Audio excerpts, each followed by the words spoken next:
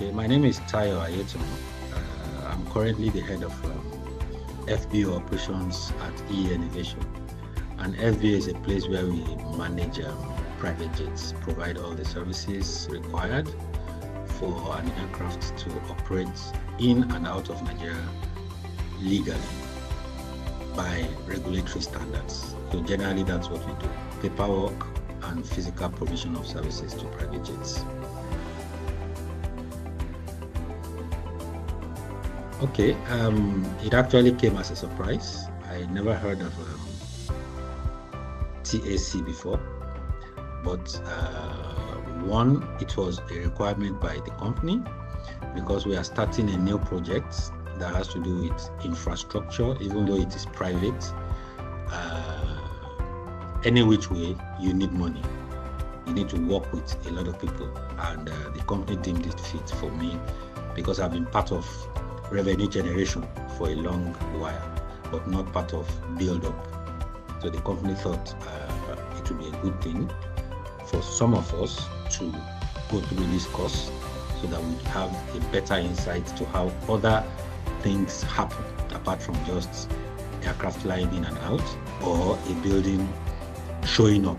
How did the building show up and all the other things? So that's number one. It was a company requirement. For me, when I joined, when I read up on the literature, I was impressed about it because it has to do with project financing, which is a big problem in the aviation sector. We have had people that investors invested money in their business and they went bust, mainly because the intention from the onset was not too straightforward. So it was an attempt for me to know more about project financing. Also because I have future plans on going into aircraft acquisition on my own. So even though this is about infrastructures, the processes and documentation and people involved in getting project financing is a good one for me.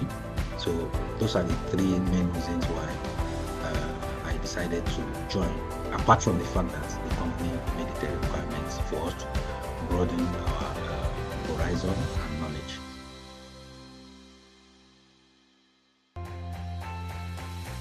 Well, the whole process of DFIP, sometimes people don't even know what they have done or where they are. So going through the DFIP, it has broken down the ecosystem from when you start thinking, what next? Early development stage, pre-financing, financing, closure, post-closure. These are things that sometimes maybe people do them, but they don't know that there's a rhythm to it. So going through the DFIP, it can actually let you see, and especially with the NAT chart, you can see what you need to know, when and why you are doing it. So it's a good platform or a course for everybody. It doesn't matter whether you're a project manager, you are an engineer, you're a supplier. This is a forum where you know what others are doing and how you fit into it, which probably a lot of people are not even aware. You get employed and you just stay where you are, not knowing how your own activities are either improving or messing up another person's role. You are part of a team. You need to know what every other person is doing.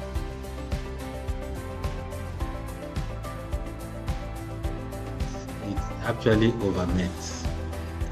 Because, like I said, we are in an industry where you sometimes are limited to your capabilities, your expertise, your skills. It's just like a pilot. You just fly. But it's good for you to know how does food get into the aircraft, how does fuel get into the aircraft, what is the cost? Are we paying too much? Are we buying quality? So the DFIP actually lets you do a world tour to know what others do that even actually affects you. It's just like a project manager. When you say you want to do an infrastructure building, they don't know how they got the money. They don't know what documents were signed. They don't know what lenders have as recourse.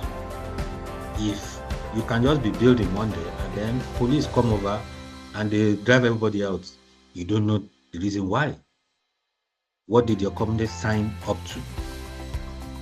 And what is the repercussion? So that if you see it or you are already part of it and you know there's a default, your reaction will be different because you know already the fault is coming from your end. So it opens up new vistas for people to know that they are just part of an ecosystem. They are not the whole ecosystem.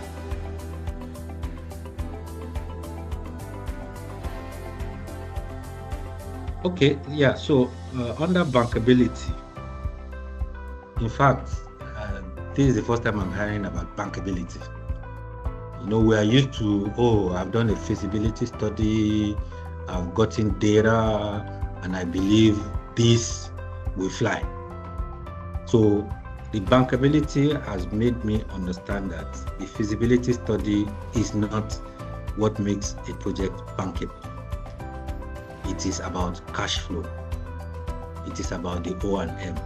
It is about the ESG, sustainability, governance, a lot of things that people don't pay attention to, which probably later in the business or the project can impact whether it succeeds or it fails. So with DFIP, I learned about shares, allocation of risks. I never thought of all those kind of things before. EPC contractor, their responsibilities, how you can make them deliver on projects, physical structure, and on performance.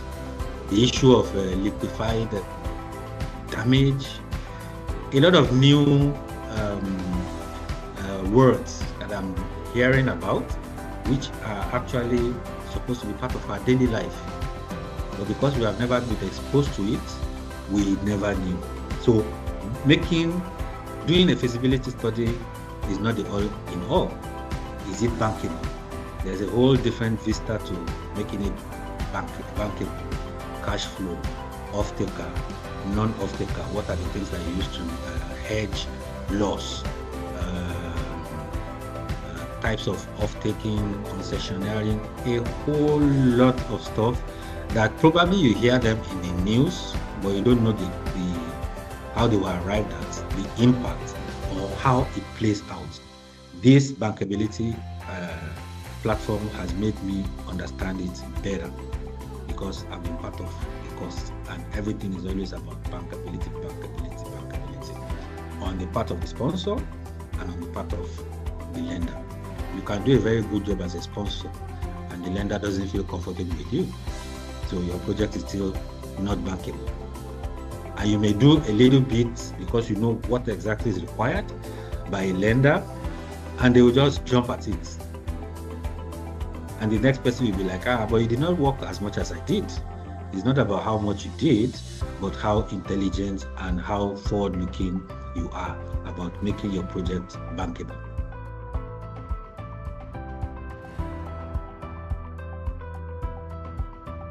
It's actually the recommendation part. I believe a lot of projects are failing in Africa. Like the Bible says, my people perish for lack of knowledge. The knowledge is actually there, but you are not looking for it. The TAC is actually something that all governments should recommend, such that one, the decision makers, they know what is involved in doing a project. Just like during one of the sessions, maybe they give you a concession and then they're like, when are you guys starting now? Not knowing that you have to do environmental assessment, impact assessment. You have to convince your lenders. You have to do a whole lot of stuff. So for people in government and decision makers, they need to be exposed to something like DFIP so that they are not in their expectations and the decision making. And actually their role, how do people get money? How do people get funding? Is it local funding? Is it international funding? What are the requirements? Depending on the type of project, maybe you need $1 billion. Local banks will not all give you $1 billion. So you now need to start looking for foreign lenders. So the subordinated guys are here, but the foreign lenders, what do they need? It's not just for me to sign a concession. What goes into making that concession viable? So people in government, decision makers, career diplomats, because there will be stages where you are signing multi-country contracts. If diplomats already have this background, they know what to expect, so that they don't just go and sign an agreement that they are blind about. What are the risks that these people that are sponsors are going to face? What are the risks that foreign lenders are looking out for? If your country is politically exposed, there are things that they will look out for. There are some of the projects they will not invest in.